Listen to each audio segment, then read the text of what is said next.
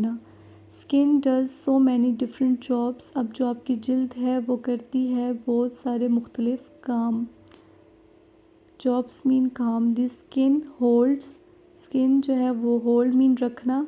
Everything हर चीज़ को। Else inside your body आपके जिस्म के अंदर।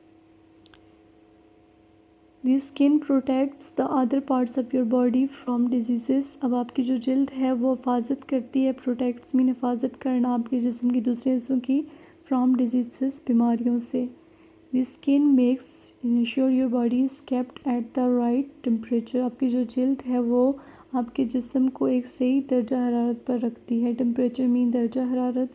The skin provides you with your sense of touch. अब आपकी जो जिल्द है वो आपको प्रोवाइड करती है सेंस ऑफ टच, छूने की हिस्स। Skin cells are always growing. अब जो स्किन सेल्स होते हैं वो हर वक्त बड़े होते हैं।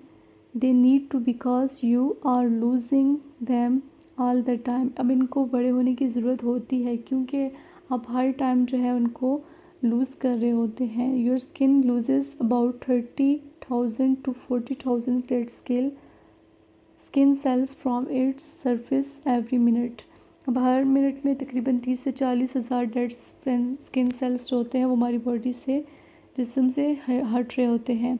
And most house hold dust is skin dead skin. अब हाउस होल्ड मीन घरेलू, ठीक है।